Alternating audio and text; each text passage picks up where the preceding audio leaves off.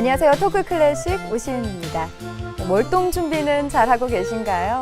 옷장 정리를 하는 분도 계시고요. 또 침구를 바꾸시는 분들도 계시고 또 김장을 하는 분들도 계시더라고요. 무엇보다도 겨울을 건강하게 나기 위해서는 스트레스를 받지 않는 것이 가장 중요할 텐데요. 아무래도 이 마음의 준비가 가장 절실한 때가 아닌가 싶습니다. 오늘 토크 클래식에서는요, 마음 따뜻해지는 음악들과 함께 여러분들의 근심 걱정 있게 도와드리겠습니다. 오늘도 음악의 편견을 깨는 남자죠. 장민수 교수와 함께 하겠습니다. 교수님 어서 오세요. 네, 반갑습니다.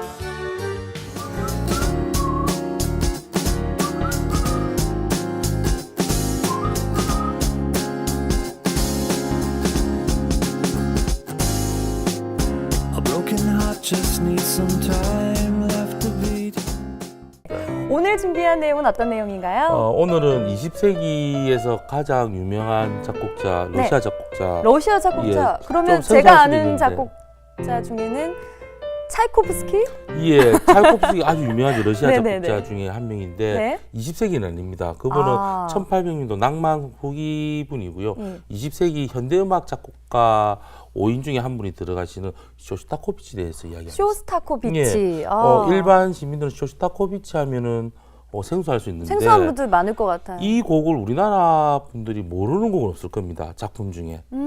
이 영화라든지 지금도 CF라든지 드라마라든지 이런 데서 많이 삽입되는 곡 중에 하나가 있습니다. 그렇군요. 그럼 쇼스타코비치는 어떤 작곡가인가요, 교수님? 쇼스타코비치는 현대음악 작곡가인데요. 네. 보통 이제 20세기 현대음악 작곡가를 들어보면 예전에 고전음악이나 낭만 음악이라 바로크 음악 같이 이렇게 편안하게 듣기보다는 좀 많이 어렵습니다. 예, 음열이 너무 많이 좀 가고 복잡한가 봐요. 그리고 이제 뭐 비화성도 들어가고 하다 보니까 좀 이해하기가 좀 많이 힘들고 좀 접근하기도 힘듭니다. 근데 쇼스타코비치 음악은 바로크 시대부터 써왔던 그 화성에서 극대화를 이뤘기 때문에 좀 듣기가 편하고 일반 사람들도 그 뭐 낭만 시대 음악처럼 듣기가 좀 편하게 작곡한 게 특징이죠. 그 다음에 스탈린 영향을 받아서 작품 활동하는데 좀 많이 힘들었던 작곡자 중에 하나입니다. 그 시대적인 배경 때문에 좀 제약이 많았을 것 예. 같아요. 네.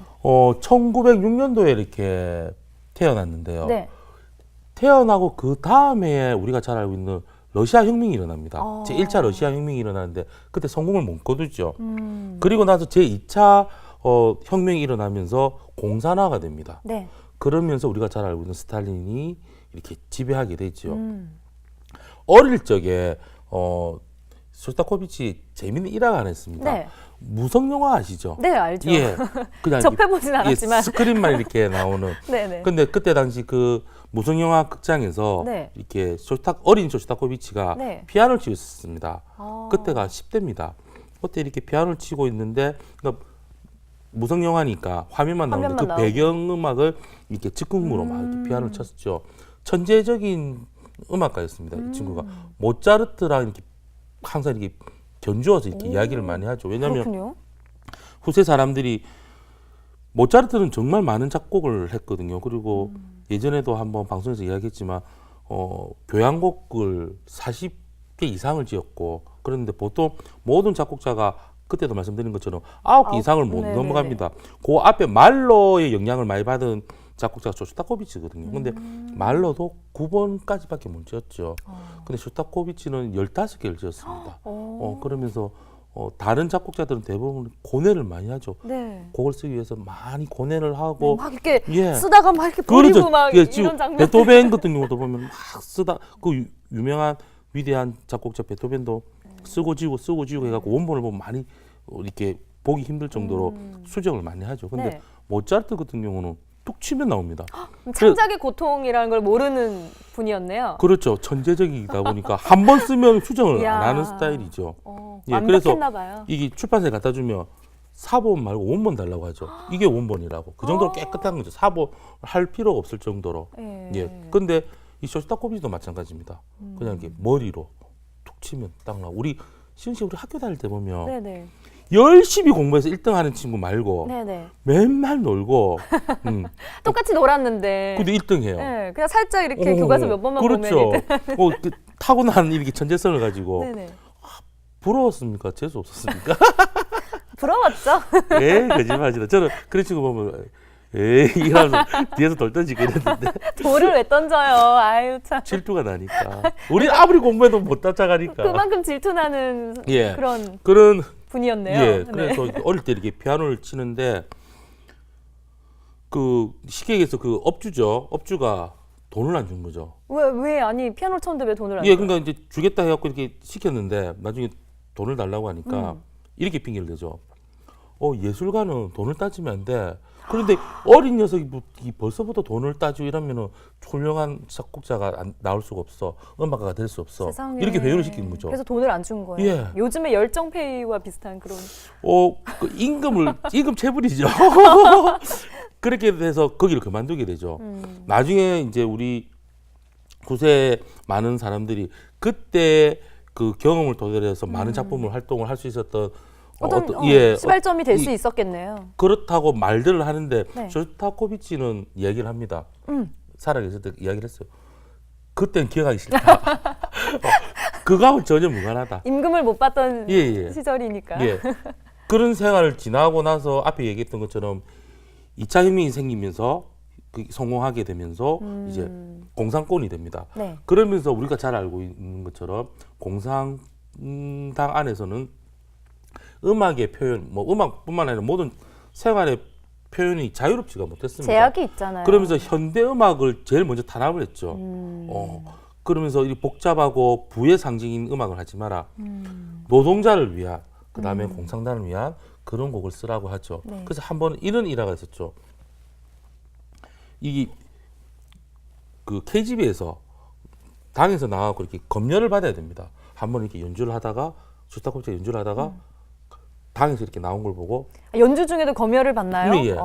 그래서 돌아서서 객석을 향해서 죄송합니다. 제가 만든 곡이 잘못된 것 같습니다라고 도망을 가죠. 걸릴 것 같으니까. 아니 어떤 곡이었길래 검열에 걸린다는 말씀이세요? 그러니까 이게 앞에 말씀드린 것처럼 뭐 노동자를 위한 당을 위한 이런 곡이 아니고 혁명적인 곡이 아니다 보니까 그래서 그런 곡이 나오는데 브리시의 검열이 나오면 자발적으로 죄송합니다 하고 가죠. 그래서 스탈린한테 미움을 많이 받다가 쇼스타코비치가 교향곡 5번 혁명이라는 곡을 만듭니다. 그때 스탈린한테 정말 사랑을 받게 되죠. 네. 그리고 나서 그 다음에 재즈 모음곡을 만듭니다. 재즈 모음곡. 예, 재즈 모음곡 2번을 만들게 되죠. 그 당시에 그 시대적으로 재즈라는 하기가 장르를 조금 만들기 힘들죠. 힘들잖아요. 예, 재즈 하면 미국의 대표적인 장르인데 스탈린한테 총애를 받으면서 재즈 모음곡 2번을 만들게 됩니다. 그래서 오늘 그 곡을 한번 들려드리려고 하는데 네. 우리 귀에 많이 들었던 곡이 재즈 모음곡 2번 중에 왈츠라는 곡입니다. 왈츠. 예, 우리나라 영화에는 번지 점프를 하다. 네. 예, 거기에서도 나와요. 예. 그 광고에서 많이 들었던 그 음악이라고 짐작이 가는데. 예, 한번 들어보시면 그 음악 이렇게 하실 거예요. 오늘 어떤 악기로 함께 감상하나요? 오늘은 현악 사중주랑 그 다음에 클라리넷하고 플룻 이렇게 해서 저희가 연주를 하려고 합니다. 네, 알겠습니다. 자, 쇼스타코비치 재즈 모음곡 2번 중 왈츠 함께 감상하시죠.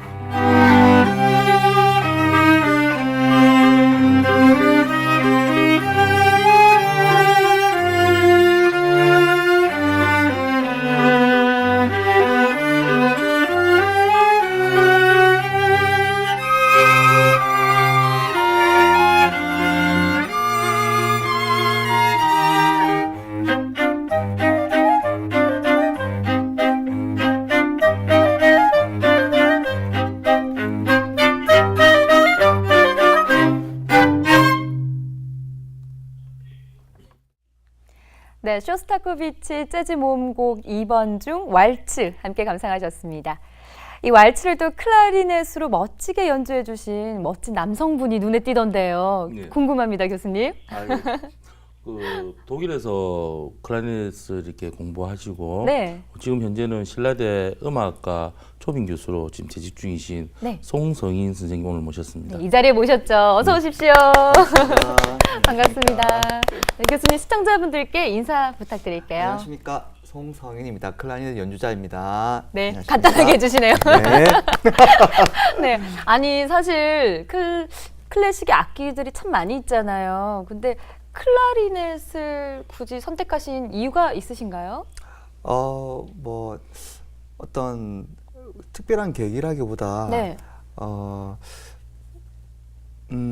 어릴 때 그 피아노를 옛날에 피아노 하셨어요? 취미로 막 배웠었거든요. 오. 근데 거기서 그 선생님이 조금 재능이 있다고 이야. 집에 막 찾아와서 네. 전공을 시키는 게 어떻겠나 그랬는데 집이 너무 보수해서 아니 집에 찾아올 정도면 신동에 가까운 그런 실력이었나요? 건 아니었던 것 같아요. 그냥 그 당시에 뭐 그냥 어릴 때 그러면 피아노를 이렇게 즐겨 쳤으면은 네.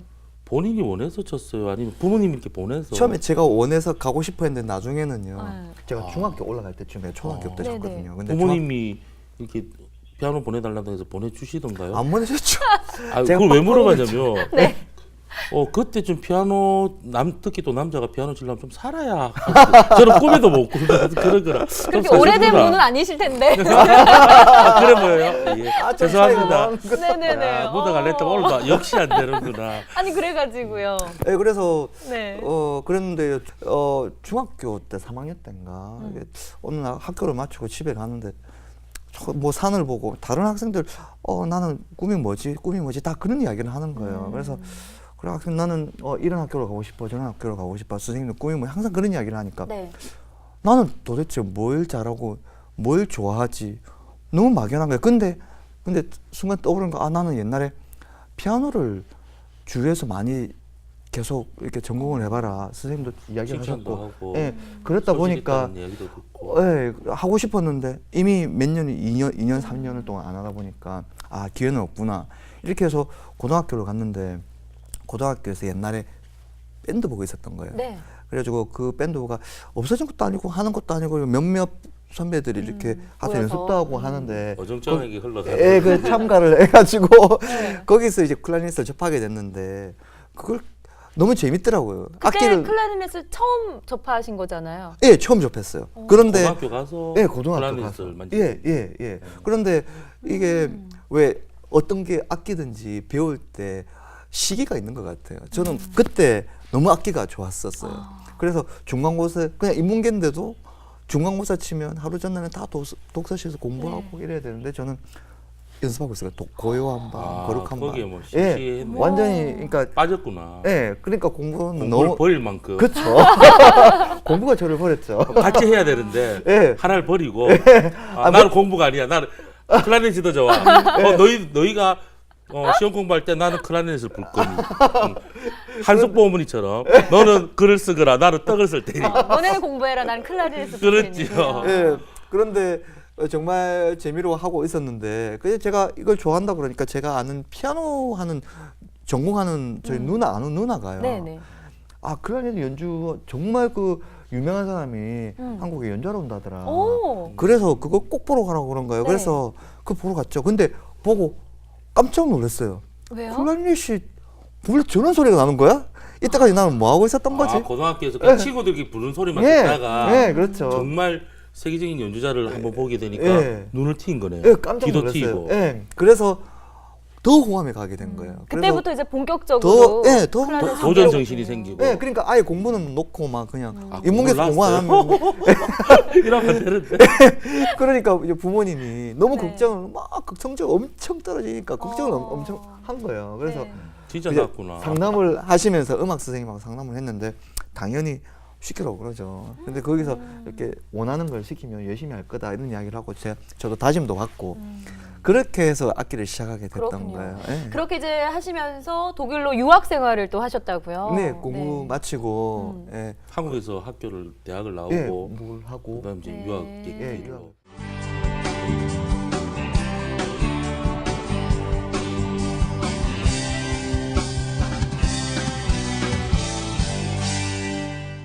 뭐 음악회도 자주 나가셨겠어요. 구경을 가셨겠어요. 아무래도 예, 뭐 음대생이다 음악회도- 보니. 네네 그러다 보니까 왜냐면 독일에는 본래 이게 음악 특히 오케스트라가 뭐 솔리스트도 마찬가지겠지만 워낙 유명한 오케스트라도 많고 네. 그러다 보니까 우리나라 사람들이 좋아하는 것보다 제가 볼 때는 유럽 사람들이 오케스트라를 좋아하는 게 훨씬 더 큰 것 같아요. 그러다 보니까 우리나라에서도 마찬가지 베를린 필하모니커 이렇게 이야기를 하면 되게 유명하다고 생각을 하잖아요. 네네, 유명하죠. 예. 그런데 그 나라 사람들도 마찬가지인 거예요. 그래서 제가 살던 지역에 이제 큰 홀이 있어서 그쪽에 이렇게 1년에 한 두 번 정도, 한두 번씩 이제 큰 오케스트라가 와요. 그때 그때 정확한 무슨 오케스트라인지 기억은 안 나요. 근데 큰 오케스트라였겠죠. 뭐 빈 필하모니카 뭐 이 정도 오케스트라가 딱 왔을 때 제가 놀러를 갔었거든요. 아니, 구경을 갔었거든요. 근데 서서 보는 티켓을 사려고 한 3시간 동안 기다렸는데 결국 못 산 거예요. 그래가지고 어쩌지 하고 친구들이 뭐 이러고 있는데 다른 애들은 다 샀어요. 근데 제에서 딱 잘린 거예요. 매진된 혼자만 거네요. 못 샀어. 저 혼자 근데 제가 잘린 게 아니고 다른 친구가 잘린 건데 그냥 지금 친하니까 보냈는데 어떤 이렇게 벨벳 옷 같은 거 되게 럭셔리한 옷을 입고 어떤 할머니께서 네. 오시더니 뭐 학생이네. 그래서 학생이라고 하니까 혹시 음악 배우러 왔네. 오러 왔다니까. 그러면 혹시 티켓이 없지? 이래 티켓이 없다 그러니까 혹시 내한테 티켓이 2개가 있는데 안표 아닙니까? 아니에요. 그랬던 것 같아요. 그런데 티켓을 나하고 같이 내 옆자리에 앉아서 내가 눈이 잘 안 보이니까 이거 책을 좀 읽어줄 수 있냐 읽고 프로그램을 네, 좀 읽어주고 그리고 어떤 상황이라 그 사람들이 무슨 제스처를 취하는지 나한테 좀 설명 좀 해주라 이렇게 이야기를 하더라고요. 그래서 대신에 그러면 티켓을 공짜로 주겠다고 네, 하는 그러니까 건가요? 티켓을 2개를 사가지고 네. 하나는 갖고 와서 이 사람 도움을 청할 사람은 저한테 부탁을 한 거죠. 오. 저는 운이 좋게 그렇게 그런 경우도 있네요. 네, 근데 그 자리가 너무 비싼 자리였거든요. 저는 유학생활 하면서 한 번도 꿈꿔보지 못했던 네네네. 몇십만 원, VIP석이었네요. VIP석이었어요. 와. 그래서 저 설명을 해주면서 그 앉아서 그 다음 누가 나오고 어떤 이번에는 뭐 앵콜을 하는 것 같다. 네. 아니면 나와가지고 뭐 인사를 하는 것 같다. 뭐 이런 이야기를 해주면서 설명을 책을 해주면서. 읽어주고 그 사람에 대해서 하니까 너무 저는 좋아하시더라고요. 그 국민의 열정이 너무 좋은 것 같아요. 또 네. 나이 많으신 할머니가 눈도 잘 안 보이는 할머니가 그 공연을 보기 위해서 또 정장을 다 입고 그 연주회를 가는 그 여유 그러니까요. 그리고 이렇게 젊은 청년들 공부하는 청년들 보고 기회를 한 장이 주면서 나보니까 또. 이거 같이 이렇게 네. 가이드를 좀 해달라. 네. 참 사실 유럽에서는 그런 제가 공부하기 이전에 공부했던 선배들한테 이제 들었던 이야기들이 학생들은 돈이 없었거든요. 정말 학생들은 돈이 없이 걸어 다니는 애들이 대부분이 우리나라도 마찬가지겠지만 그 나라에는 좀 부유함에도 불구하고 좀 빨리 독립하는 경향이 좀 있습니다. 그래서 돈이 좀 없고 그러다 보니까 그 학생들은 돈이 없다는 걸 누구나 다 알아요. 그래서 학생들은 좀 이렇게 부유한 좀 사람들은 이미 많이 좀 이렇게 있는 사람들 음악회를 갈 때는 꼭 학생들을 하나씩 데리고 들어갔다는 그런 이야기들을 하시더라고요. 어려운 학생들에게도 기회를 주려는 네. 그 사람들의 어떤 국민성은 좀 본받고 싶어지네요. 네. 우리도 그렇게 좀 여유롭게 살았으면 좋겠어요. 클래식을 좀 이렇게 많이 듣고 이렇게 생활하면 그런 마음들이 넓어지지 않을까 싶네요. 그렇습니다. 자, 교수님 마지막 질문 드릴게요. 교수님께 클래식이란? 클래식이란 제일 어렵죠. 질문. 네, 이런 다들 질문이 그러세요. 가장 어렵습니다. 예. 클래식은 저한테는 클래식을 대변할 수 있는 게 악기, 클라리넷, 클라리넷. 예, 네네. 뭐 클래식을 대변할 수 있는 답이겠죠. 네, 클라리넷은 저한테 실과 바늘과 같은 존재. 클래식이란 클라리넷이다. 예, 저한테는 그렇습니다. 네. 예, 예. 앞으로도 멋진 클라리네스트로 네. 멋진 활동 계속해서 아유, 해주시기를 감사합니다. 네, 기대하겠습니다. 예. 네, 오늘 좋은 말씀 고맙습니다. 네, 감사합니다. 네, 감사합니다. 오늘 저희가 준비한 수서는 여기까지입니다. 오늘 끝곡으로요. 까를로스 가르델의 포르 우나 카페사 함께 감상하시면서 저희는 이만 물러가겠습니다. 함께 해주신 여러분 고맙습니다.